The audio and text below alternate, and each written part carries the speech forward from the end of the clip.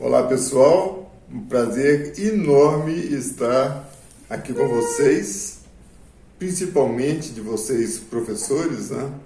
Que é a minha faixa preferida da sociedade, preferida mesmo, minha faixa do coração de profissionais, a quem eu tenho muitíssimo respeito. Eu sou filho de professora e irmão de professora, tio de professores, então olha, eu só não sou professor. Eu não consegui esse título, as pessoas às vezes me chamam de professor, mas equivocadamente. Eu não passo de um artista plástico, escritor, porque professor é um patamar acima dessas coisas todas, né? E isso eu estou dizendo assim, de coração. Porque o professor é o veículo da atividade mais preciosa que a gente pode ter no nosso processo civilizatório, que é, todo mundo sabe disso, todo mundo está careca de saber, mas é sempre bom a gente repetir, porque parece que até hoje tem muita gente que ainda não levou isso a sério. A educação é o caminho, a porta, a escada de ascensão para a pessoa se tornar um cidadão. A gente precisa da educação. Então, hoje nós vamos tratar desse assunto, educação, e da maior importância, porque a gente tratando da educação, nós vamos pegar primeiro o começo dessa história, que é a história de uma vida, né? A vida começa e, na verdade, já começa um processo educacional, não é mesmo? Então, o que é a vida? A vida é um mistério. Para começar, ela é um mistério. Ninguém, absolutamente ninguém, conseguiu decifrar ainda esse mistério. A ciência ainda não sabe como é que a vida se origina, em que momento que ela se origina, na verdade. A gente só sabe algumas coisas que nós vamos expor aqui, que já ficam então como matéria mesmo concreta para a gente trabalhar em cima, a gente criar alguma coisa, algum tipo de suposições, né? De suposição, que a gente possa, inclusive, especular até concretamente. A vida, o corpo, então, quando nasce, ele é um corpo físico, que esse corpo físico, ele tem uma herança genética. Então você nasceu, você tem alguma coisa do seu pai, alguma coisa da sua mãe, do seu avô, avó, bisavô, e por aí vai. Muita coisa, tudo, na verdade, em você é uma herança genética, né? E isso aí é válido para todo mundo. Bom, a gente tem então um corpo físico, que é isso, que a gente tem essa herança. Agora, o corpo físico nasce também com um corpo sutil com ele, que cresce com ele, nasce e cresce com ele. Esse corpo sutil, que a gente chama de alma, que é o corpo das emoções, dos sentimentos, né, das coisas intangíveis, né, das coisas abstratas, dessas emoções todas que a gente tem, que o ser humano principalmente, né, que às vezes o bicho tem também algumas coisas desse corpo sutil, né? Mas o ser humano tem uma alma criativa. que só ele tem, que o ser humano tem uma alma, uma cabeça também que questiona. O ser humano tem uma alma que ama e explora esse amor, aprofunda-se nesse amor, sofre por ele,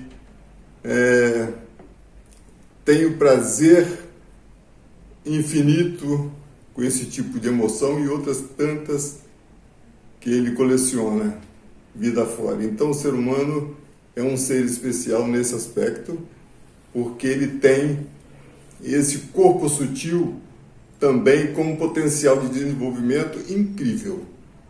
Então, da mesma forma que o corpo físico precisa e se desenvolve, o corpo físico precisa, é explícito a necessidade dele se alimentar, né? O alimento para ele tem que ser diariamente, ele tem que ser diário e tem que ser constante.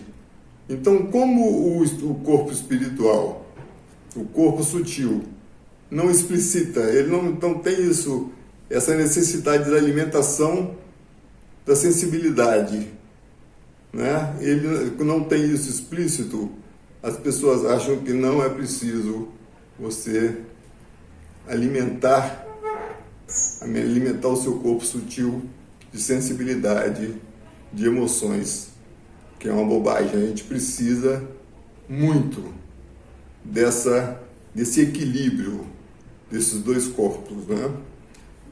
E esse corpo sutil, se a gente tem uma carga, uma herança genética para o corpo físico, ela é óbvia, né? Só se você se olhar no espelho, você vai ver os seus antepassados todos ali. É a sobrancelha de um, do seu bisavô, a orelha da sua tetravó, sabe? Aí você vem nessa viagem e você vai chegar nesse somatório que é você, na sua figura, né? Agora, o corpo sutil, então é óbvio que ele tem também uma herança de emoções. As emoções dos seus antepassados, elas estão registradas lá nesse corpo sutil. Sabe onde? No seu inconsciente. Um inconsciente que nasce nesse corpo físico é a nossa herança genética que está plantada ali. E genética até em termos de coletivo humano. É o famoso inconsciente coletivo do Jung, que ele designou isso como sendo um inconsciente coletivo que a gente carrega o desenvolvimento intelectual, emocional da humanidade, na verdade. Então isso é muito fácil de você ver, né, nos arquétipos, nos símbolos que a gente carrega, na ancestralidade toda, que às vezes a gente não entende mesmo por que a gente conhece aquilo, mas eles estão lá no nosso inconsciente. Quando a criança nasce, ela tem isso tudo. Toda criança que nasce, ela tem essa carga inconsciente. Ela já começa a manifestar, a usar esse arsenal que ela tem, né? Essa coleção de símbolos, de figuras e tudo, ela tem isso inconscientemente. Ela não tem consciência daquilo, mas ela já nasce e começa a trabalhar aquele inconsciente já nos primeiros movimentos que ela faz no berço, os primeiros sons que ela emite, ela já está se posicionando no mundo que ela acaba de adentrar, né? Que ela veio de um mistério.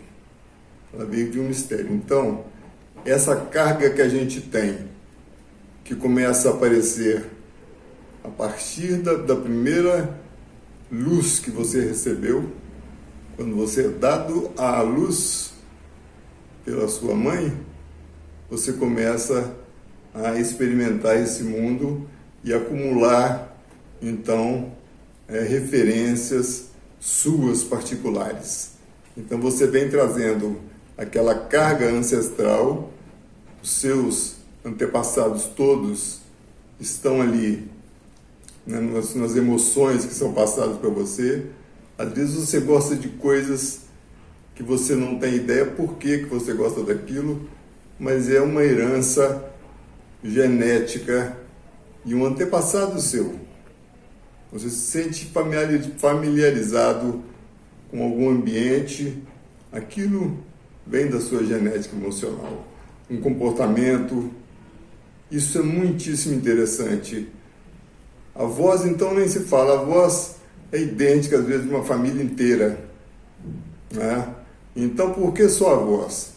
Então, o jeito, a sua percepção auditiva tem muito a ver com a sua genética, a sua percepção de objetos mesmo, a percepção visual, ela pode vir de uma carga genética sua também. Então, isso tudo é o que a gente chama de características de um estado de arte. Um dos equívocos do entendimento da arte é você sempre pensar que essa arte é uma coisa distante. A arte é um sentimento, é um objeto, as pessoas objetivam muito a arte, sempre pensando na obra de arte e sempre uma arte, um objeto inatingível. A maioria das pessoas colocam a arte num lugar que ela não está, ela não deseja estar, e ela equivocadamente é colocada sempre num lugar sagrado, principalmente longe do alcance do ser humano comum. Isso é completamente equivocado. Para começar, quando a gente vai trabalhar com a arte na educação, com as crianças, nós temos que o primeiro passo é trazer essa arte para o seu dia a dia. Procurar entender o sentimento artístico. A arte é a atmosfera. Ela está na atmosfera, que é o que disse, quando você nasceu, ela está ali no seu entorno. Então, se você alimenta essa percepção dessa atmosfera, ela vai te acompanhar e vai te desenvolver, e vai se desenvolver, vai ser apurada no seu entorno à medida que você for vivendo. Então, quando você, sabendo disso, você começa a perceber e traz essa arte, não é você já ali dono da sua consciência, né? Que a gente vem desenvolvendo a partir da hora que você já muda do subconsciente para o consciente, você começa a tomar consciência do mundo, você começa a ter essa possibilidade de atuar no mundo que você vive, atuar no seu entorno, a receber essas informações sensíveis do mundo e além das outras informações todas de conhecimento que não são ligadas diretamente a esses sentidos, né? aos sentidos mesmo da emoção, esses sentimentos que a gente tem mais ligados mesmo à alma, né? São coisas mais abstratas. Então, quando você precisa, então, que eu estava dizendo, para tirar essa arte dessa posição distanciada, você precisa trazer esse sentimento artístico, trazer essa arte para a sua cidade, para a sua rua, para dentro da sua casa e para dentro de você. A arte tem que estar presente no seu dia a dia e não tem hora para ela estar com você. Ela pode estar ali, olha, junto com você, na sua cama, dormindo ou tendo insônia, ou na sua cozinha, no banheiro. Ela está onde você estiver.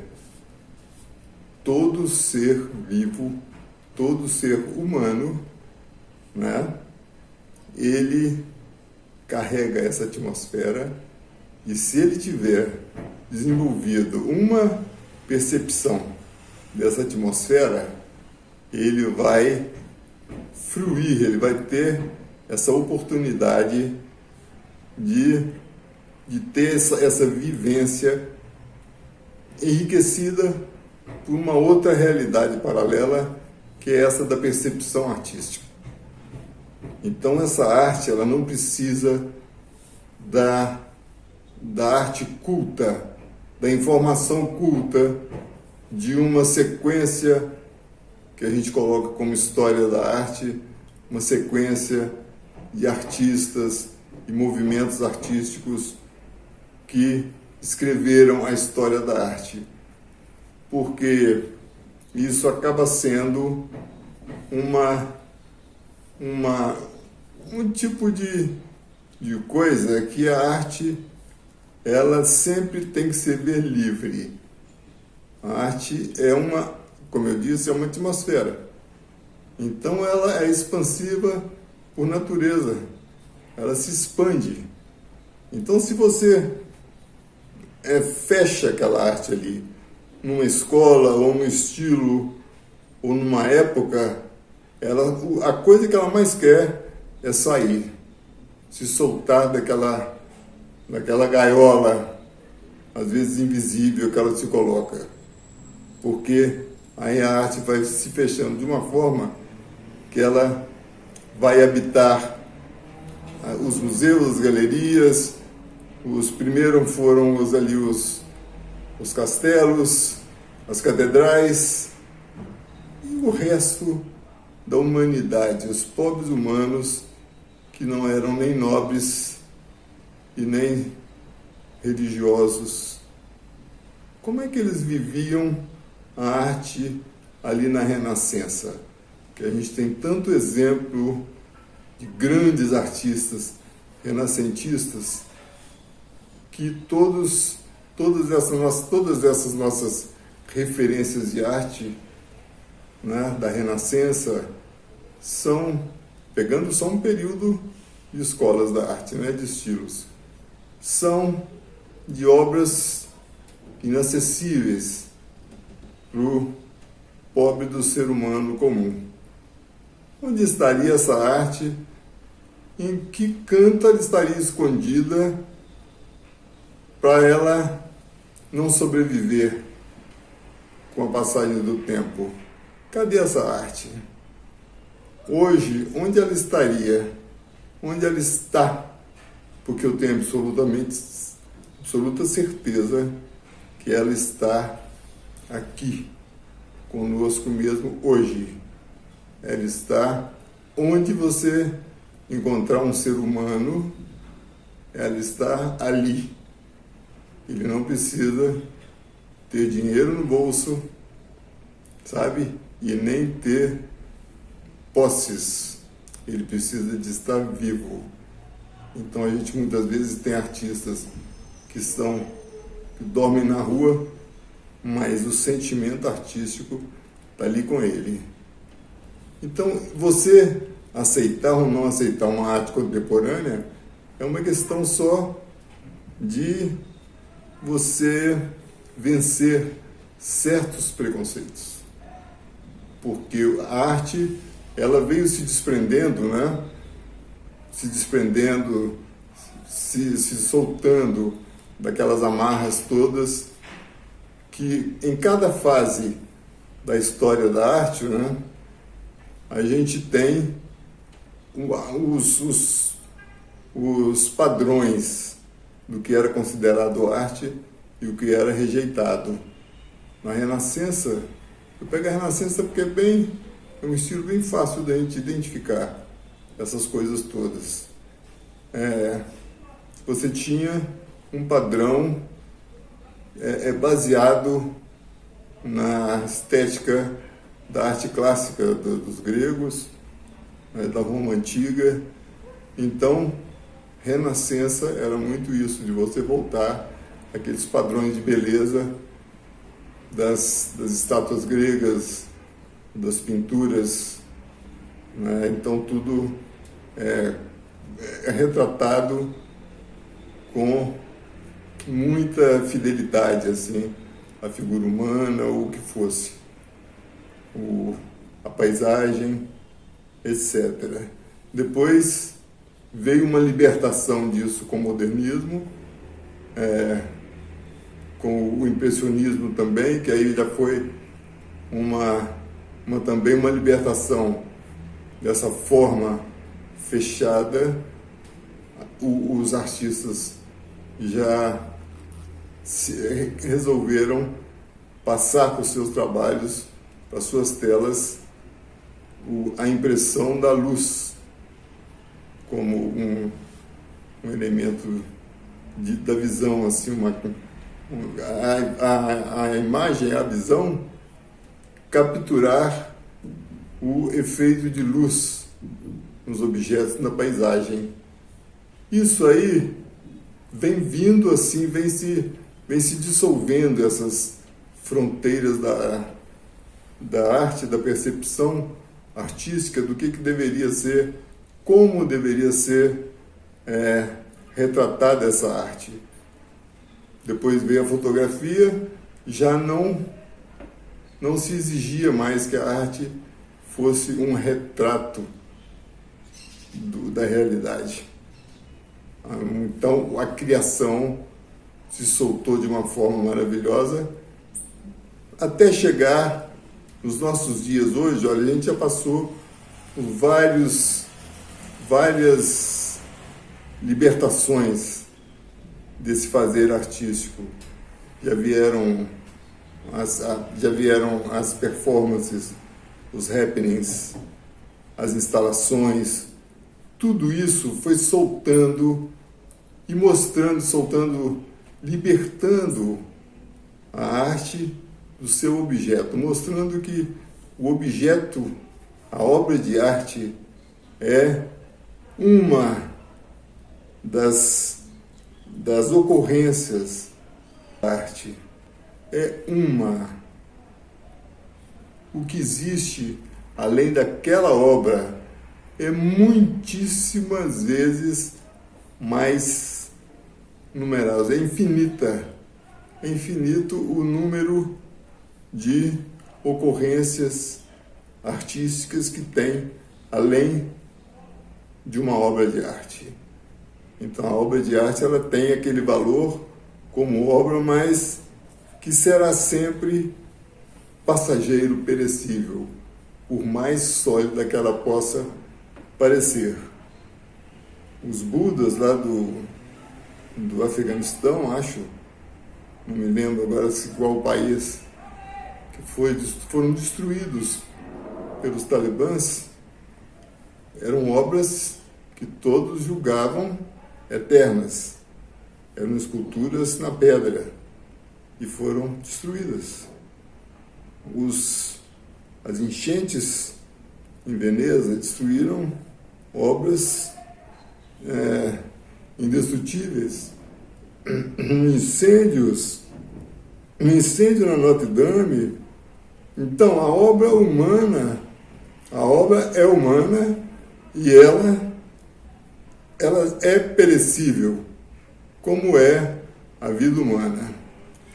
Então, esses acidentes, né, vamos chamar assim, que atingem esses redutos, esses verdadeiros cofres onde são guardadas essas obras preciosas, né, que se tornaram preciosas pelo estudo mesmo, pela crítica de arte, elas são marcos mesmo dentro dessa história da arte.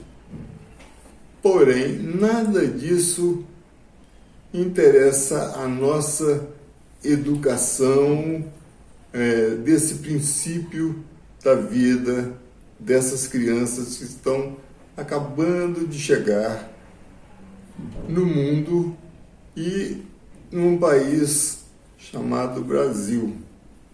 Ela vem com aquela carga de sentimento artístico, aquela carga genética que eu disse aqui, que todos os humanos têm. Nós brasileiros temos na nossa herança genética portugueses, índios, africanos, a gente tem isso, essa riqueza.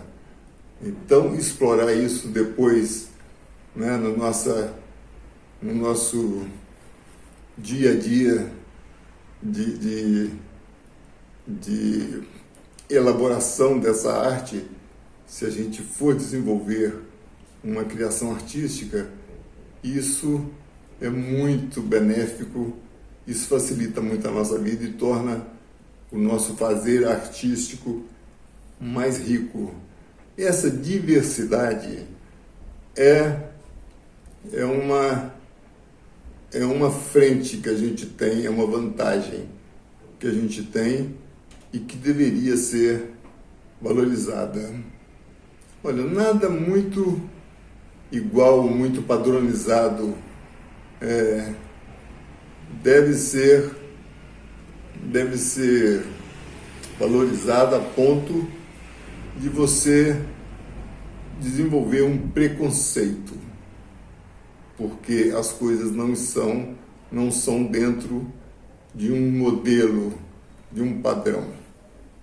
Então, essa padronização da beleza, por exemplo, que às vezes você, pelo hábito de você consumir imagens que são conduzidas, né, por profissionais da estética e mesmo da arte, você vai se condicionando a sua percepção que vinha tão forte e carregada do berço, com tanta coisa interessante trazida da sua herança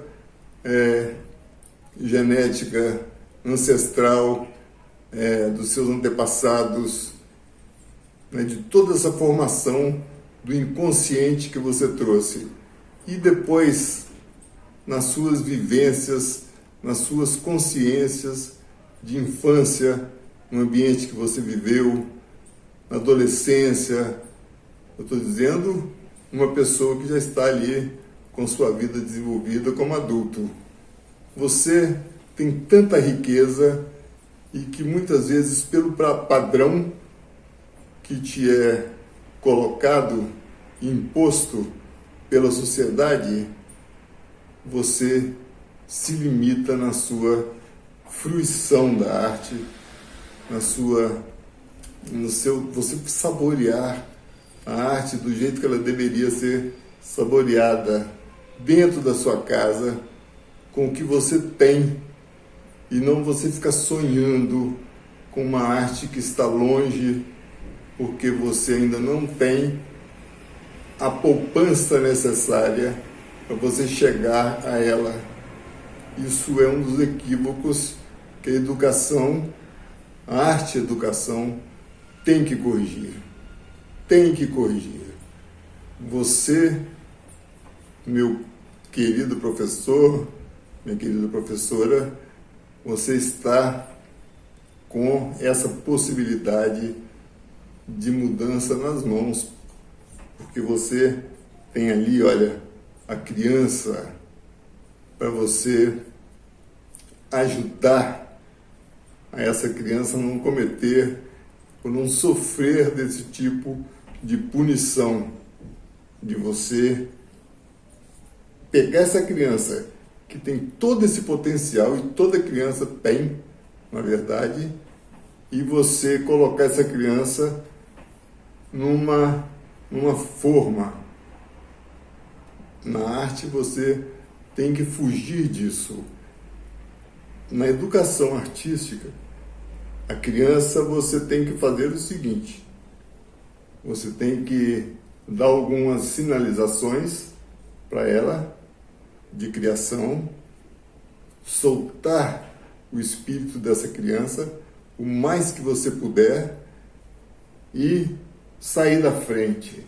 Você não pode ser um obstáculo para ela. Esse é o grande erro da educação artística, da arte-educação. Você não pode ser um obstáculo ou colocar obstáculos para essa criança, sabe? Essa paisagem tem que ser assim, esse bicho tem que ser assado, um bicho assado, né? Seria até interessante, mas não é isso. Essa pessoa, como é que está essa pessoa? Está desse jeito, não é isso?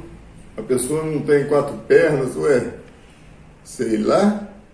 Qual que é a pessoa que essa criança está querendo, está enxergando ou está querendo, né, inventar? Você tem que dar a oportunidade de aparecer um novo na produção de arte dessa criança. E você tem que sentir essa pulsão artística do novo. O novo é muito forte. E muitas vezes ele recebe, a primeira censura que ele recebe é sua. Então você tem que saber o que é que você está censurando, como o primeiro censor, que você não espera nem a rua te censurar, você mesmo já está se censurando. Porque essa arte que eu digo que te acompanha e deveria acompanhar no seu dia a dia, dormir e acordar com você, você usa isso todos os dias. Eu tenho certeza que você sai da sua casa, você não sai como você acordou, como saiu do banho. Você passa pelo seu guarda-roupa, que ele pode ser um guarda-roupa modesto, mas você escolhe a sua roupa, você sabe que aquela roupa está dentro do século que você está vivendo, você não está saindo de uma dama antiga com vestido longo, um chapéu. Você não sai como um cavaleiro de bengala e cartola. Não é assim. Você veio acompanhando e você está dentro da sua época. Você é um cidadão, uma cidadã contemporâneo. Então, você tem isso tudo já integrado no seu dia a dia. E ali, naquela composição que você faz todos os dias, você cuida das cores, das estampas, das texturas que você veste. Querendo ou não, você pode ser uma pessoa simples, mas você sabe muito bem o que é que você está vestindo. Mesmo os homens que são tidos como mais discretos, né? Por uma porção de limitações, inclusive, de submissão mesmo a essa estética mais sóbria. Quantos homens não têm vontade de usar roupas mais expansivas, mais vistosas, mais bonitas, e não usam porque são machos? E o macho é sóbrio, né? É macho, coitado. Não é isso que é ser macho. Então, olha, muitas vezes você pode, vencendo esses obstáculos pessoais, você pode ter um ganho na sua liberdade, porque é uma vida. A gente está vivendo, você tem que valorizar a sua vida da melhor forma possível. Tentar usufruir aquilo tudo com o físico saudável, né, na medida do possível, e o seu espírito também bem nutrido, cheio de emoção, de sensibilidade. A sensibilidade é uma coisa que se aprende, é uma coisa que se ensina. Poesia, a pessoa fala, eu não gosto de poesia. Talvez ela nunca tenha sido aplicada de poesia. A poesia tem uma forma de ser lida, que não é um texto comum, não é como você lê um texto corrido, não é como você lê uma prosa, como você lê uma notícia de jornal. Poesia é poesia. Você tem que ser iniciado nessa obra literária. A literatura é uma das artes, é uma das expressões artísticas, das mais incríveis e importantes que a gente tem. E o livro faz parte dessas obras. A criança, a educação, tem que pegar o livro como um aliado. Vocês têm que ter o livro como um aliado. Sempre foi assim e sempre será. Mesmo que hoje ele esteja embarcando na literatura digital, no livro digital, ele está cedendo espaço para o digital, o livro físico, mas o livro físico é de uma importância que nunca vai deixar de ter, porque ele é um objeto, e o objeto tem papel muito importante na nossa vida. A presença do objeto. Eu não posso ter tudo na minha vida dependendo de um botão ali, você apertou e ele desapareceu. Para onde foi o meu objeto? Isso vai ter alguma consequência psicológica em um futuro muito breve. A gente precisa do objeto concreto, pelo menos alguns objetos. Porque aqueles objetos que nos cercam têm muito a ver com a gente mesmo. E eles nos fazem companhia. Eu não consigo viver sem objetos. Não consigo. Eu sem nenhuma pesquisa, mas eu tenho a impressão de que ninguém consegue. Já me disseram que, não sei se foi no nazismo, que uma das torturas que os oficiais lá do nazismo faziam era trocar as escovas de dente do pessoal. De tempos em tempos era obrigado a tirar, eu acho que era dos soldados, para eles aprenderem a se desapegar. Outras coisas que dizem também que faziam, não sei se é verdade.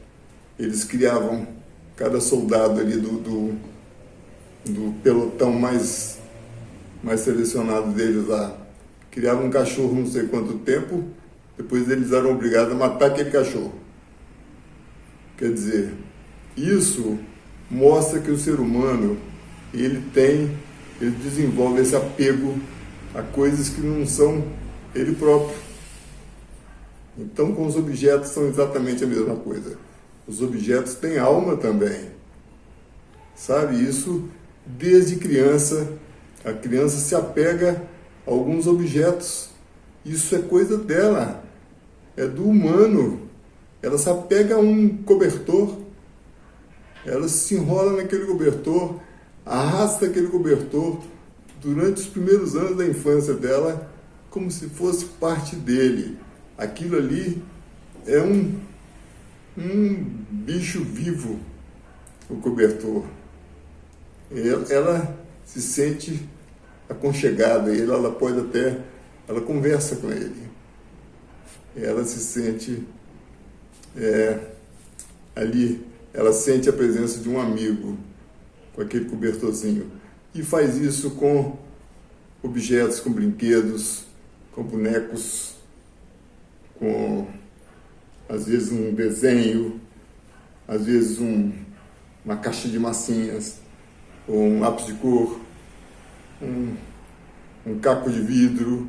Então, criança é essa prática de que essa prova de que é preciso das coisas concretas estarem também junto da gente.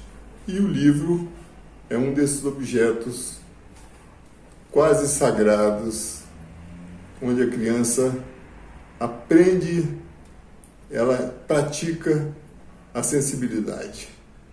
Começa pelo livro de imagem, que toda criança deveria ter, numa situação ideal, as crianças começarem a ler o livro de imagem.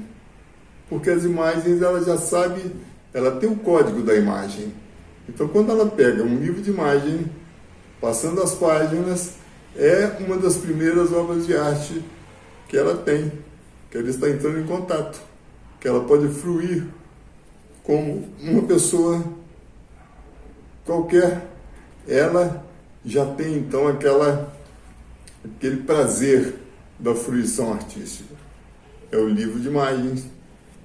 Então, olha, a nossa batalha deveria ser para que todas as crianças, todas, tivessem esse começo, essa introdução da leitura do livro, do contato com o livro de imagem, como uma das primeiras obras de arte dessa vida dela.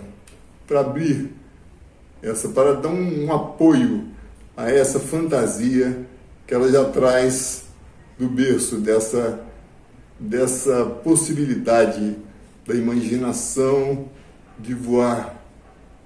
Isso é para sempre, isso é para a vida toda. Isso deveria ser obrigatório.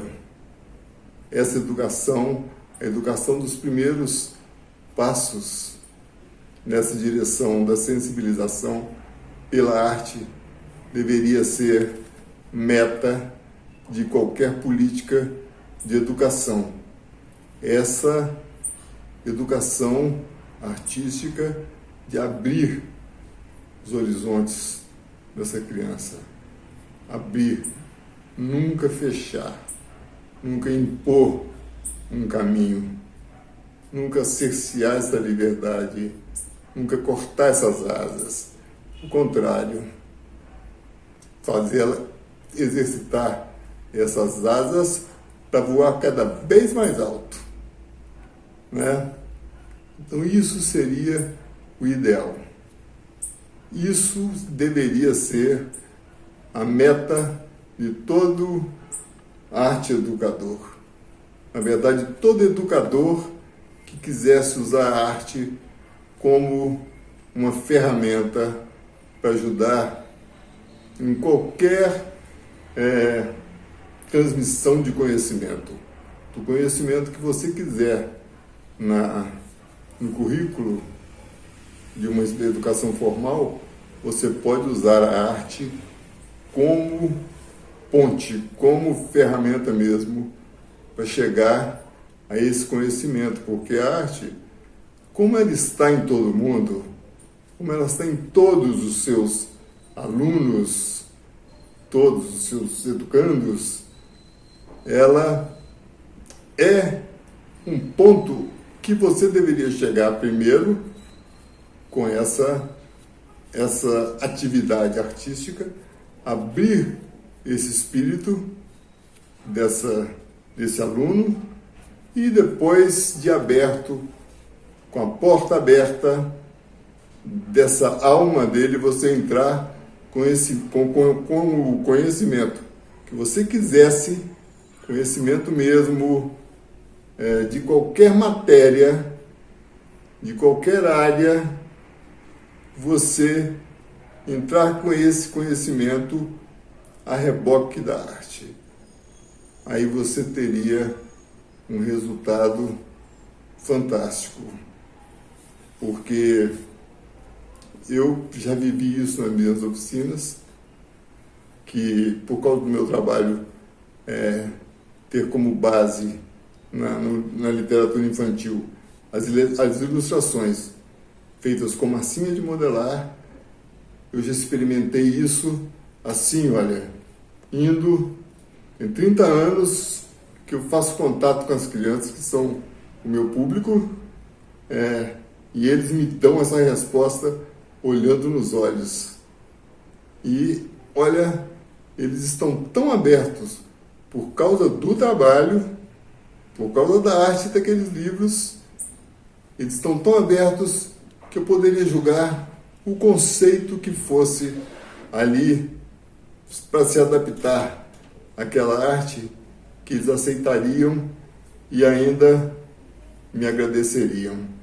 Poxa, obrigado por me passar essas noções de geografia, essas histórias do mundo, histórias da humanidade, histórias do Brasil, me passar essa ciência, sabe? Passar essas histórias até de guerras, ou histórias de conquistas, ou botânica, o que você quiser, dá para fazer se utilizando desse sentimento artístico que nasce com a pessoa e só depende de um apoio dessa atividade, dessa ciência, dessa área do conhecimento que é a educação, essa área de atividade humana que, para mim, é a que deveria fazer a base de toda a sociedade. Uma sociedade que se quer civilizada, né? Na acepção da palavra, o melhor sentido que pode ter a palavra civilização, ela precisa da educação, e a educação se compõe de escolas, professores, educadores, que sejam os pais ou quem cuida daquela criança, ou qualquer outro tipo de profissional e de humano que queira prestar atenção naquela criança que está ao seu lado e educar, que eu acho uma obrigação nossa, educar pelo menos a criança está próxima a você. Se cada um fizer isso, a gente tem um mundo muito melhor. Obrigado.